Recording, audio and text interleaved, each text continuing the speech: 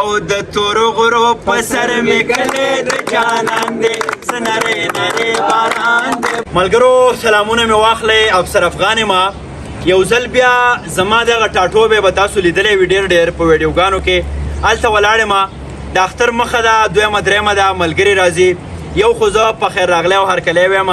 ډېر محترم سید سالار صاحب ته، زما ډېر خوږ ښاغلی ملګری دی، د پېښور نه تر دې ځای راغی او پوره فیملی راوستې ده. دا هم یو ښه ترتیب دی د اختر په خوشحالو کې یا نور داسې خوشحالو کې خپل فیملیز راولئ، خپل د وطن ښکلاګانې پې وینئ، هغو به هم تازه کیږي، تاسو به هم خوشحاله یئ، کورنی ژوند به ډېر ښه وي. د دې تر څنګه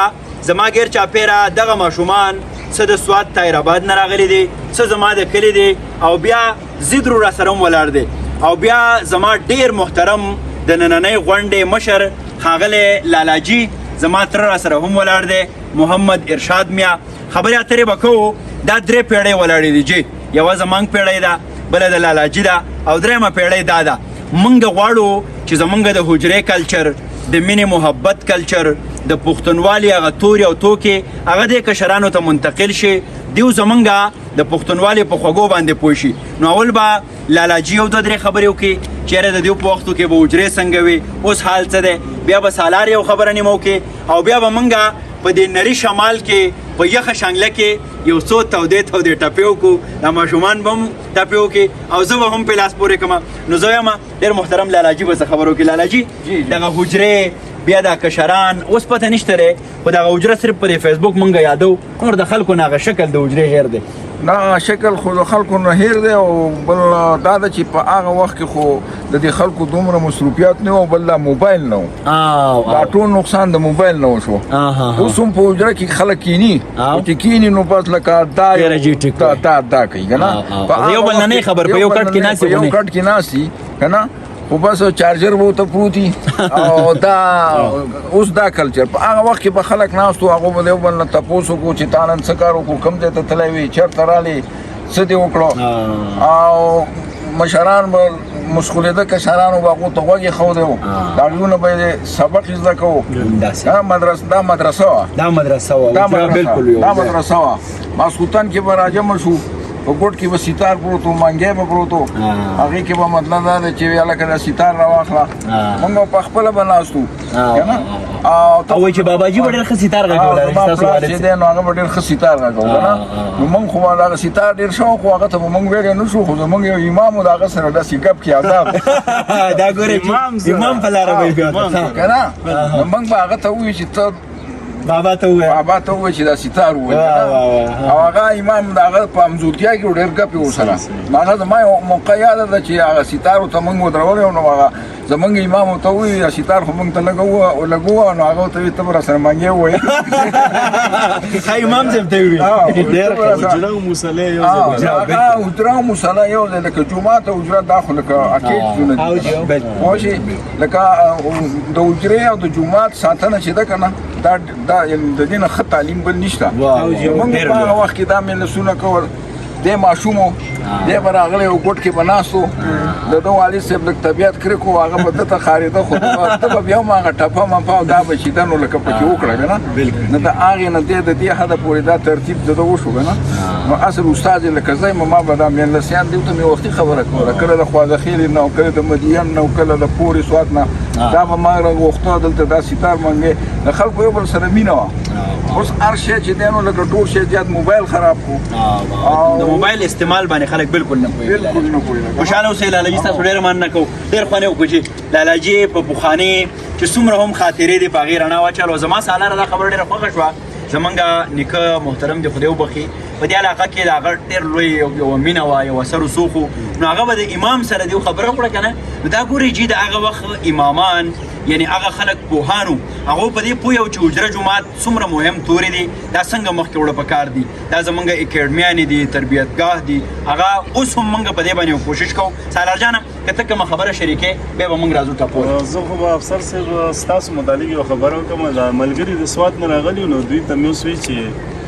ما وی په اول ځل دلته راغلم، ما وی افسر صاحب ډېر ښکلې ځای کې اوسېږي او د دوی به یو غټ کلي وي او دوی چې دا مطلب مې ستاسو د انداز او د خبرو دی چې دلته راغم دا کلي مې ولیدو نو په کومو محفلونو کې چې تاسو د پېښور د ځای او دغه ځای نمایندګي کوئ او د شانګلې نمایندګي کوئ نو یقین مې نه راتلو نو یقینا چې د دې کلي دپاره هم د اعزاز خبره ده چې د افسر صاحب غوندې کې انسان دلته ژوند کړی دی دلته یې خړپوسې کړي او د دې ځای نه تللی دی ډېره مینه او احترام سالار صاحب دا ستاسو عظمت ته ډېره لویه خبره دې وکړه حقیقت دا دی ملګرو دا یو موټیویشن دی څنګه چې سالار ووې زمونږ کلی نه د یورپ او امریکې غوندې ډیولپ دی نه پکې څه ډېر پرمختګ شوی دی او بیا شوکت یوسفزی او امیر مقام او ډاکټر عباد دې خدای لري نو هغو د پرمختګ بالکل مخه دې ته نه ده ښودلې خو بیا هم په دې خاوره مې خړپوسې کړي دي دغه د لالاجي غوندې مشران مې دي او د دې ځای نه مې پوره دنیا ته د پښتون یوه ښکلې څېره ښودلې ده او دا سلسله به روانه وي زه خاوره کې ډېر زور دی دا خاوره دا پښتانه دنیا ته ځان ښودی شي کشران راغلي دي سالاره په دې ډېرې خبرې کیدی شي خو بهرحال دې کشران نه به څه واورو نو په ټپه باندې تاسو لاس پورې کوئ که زه پورې کړم که څه وکړو تاسو وګورئ بیا به هغه طرز له تاسو راځئ نو عام طرز وکړو که یو نوی طرز وکړو تاسو څنګه عام به وکړو هسې نه چې بیا به ستاسو مټ نه وړي که نه نو بس دا طرز دې تاسو ټولو ته ډالۍ وي چې او ای د وطن د سر دستاره ای وشنګ لپاره ښایستونه دې ستایمه وشنګ لپاره ښایستونه دې ستایمه او که د وطن په ننګ شهید شوې په تار د زلفو به کفندر لګنډم په تار د زلفو به کفندر لګنډم که د وطن په ننګ شهید شوې پښتنې پیغلې به دې قبر له راځي نه پښتنې پیغلې به دې قبر له راځي نه او مازیګر ما ګوره ما ګوره ای مازیګر هر وخت وي زه کله کله یمه او مازیګر هر وخت وي زه کله کله یمه او دا چې سازونه ورته وایي سازونه نه دي حقیقت کې دي سوزونه سازونه نه دي حقیقت کې دي سوزونه ای وطن خدای ګوره ته ګرانې خو غریبي مې اجازت نه راکوي نه غریبي مې اجازت نه راکوي نه او سالاره دې غرونو باره کې راته رایادېږي چې او په لوړو غرو د خدای نظر وینو ای په سرې واورې وروي ویښ کې ګلونه په سرې واورې وروي ویښ کې ګلونه او د زړه په باغ مې ګلې وشوه ګویا چې بیا سپرلې راځي سپړې ګلونه ګویا چې بیا سپرلې راځي سپړې ګلونه واه واه او اوس په ټوله را سره په شریکه دا ووایئ لاسونه هم پړقوئ چې او د تورو غرو په سر مې ګلې د جانان دی څه نری نری باران دی باران د تورو غرو په سر مې ګلې د جانان دی څه نری نری باران دی باران څه نری نری باران دی باران ډېره زیاته مننه کومه خوشحاله راته اوسئ سالار صاحب ستاسو لالاجي ستاسو هم مننه کومه څومره ځوانان چې راغلي یې ملګرو یاد دې وي دې ځوانانو ته دې ما سره ناست وو بل ها خبرې مې ورته وکړې چې تاسو کې ډېر لوی پوټنشل دی هر یو ځوان کې یو افسر افغان زه وینم یو سالار صاحب پکې وینم دغه انډرایډز دغه موبایلز دغه آیفون زموږ لاس ته راغلي دي پکار ده چې د دې یو ښکلی استعمال وشي او پوره دنیا ته موږ د ورورولۍ د مینې د امن پیغام ورسو ډېر زیات خوشحاله یم او په دې پیغام کې زه وینم زما یو د ترور زوی قرقان هم را روان دی څوک چې د پیشې د لحاظه ډاکټر دی قرقان صاحب راشئ جي موږ خپلې خبرې ختمې کړې دي د حجرې په افادیت خبره وشوه سالار په شانګله او په ما خبره وکړه تاسو کومه خبره کوئ موږ پکې بیا ټپې هم وکړې څه خبره شریکه کړې ډېر خلک به تاسو ګوري زه خو چې کله افسر افغان ولاړ او سالار صاحب ولاړ د هغو مخکې خبرې کول چې کوم دي نو هغه به زه څه وکړم خو زه به همیشه یوه خبره کوم زه چې کله هم داسې یو ځای کې چیف ګیسټ په طور باندې انوایټ شم نو زما د نن سبا د ځوان طبقې نه یوه خبره دا ده چې تاسو دغه شانتي د میدانونه چې کوم د لوبو دي دا آباد کړئ خو تاسو نن سبا یو لعنت زموږ په دې ځوانانو کې شروع شوی دی او هغه د نشو مشو دی د دې نه ځان لرې وساتئ چونکې چې کله موږ څنګه افسر افغان په ډېرو ویډیوز کې وایي که نه چې موږ کله ذهني طور باندې او په جسماني طور باندې صحتمن یو نو موږ به دې معاشرې ته یو صحتمن یو پازیټیو یو مثبت کردار ورکو خو که موږ په خپله مفلوج شو د دغه خبرو د وجې او څنګه چې لکه دا خبره ده چې دا سوشل میډیا ده که نه په ښه چیز استعمال کوي افسر افغان همیشه څه چل کوي خو د یو غریب خبره راچوته کي یو درد یو ښکلې منظره راچوته کي او د هغې نه موږ یو مثبت دغه والو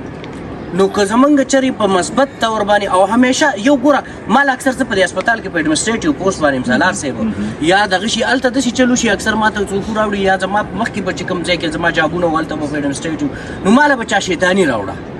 نو ما به چې کله د هغه خبره واورېده نو ما به تا خپله خبره وکړه میدان مې کیدای شي هغه انسان به هغه کار غلط کړی و خو ما ورته کیدای شي چې د هغې اراده نه وتې شوې نو که موږ د یو سړي منفي خبره په مثبت کې واچو که نه نو دا به ډېره زبردست ده ډېره مننه کوم خرقان صاحب مګرمنو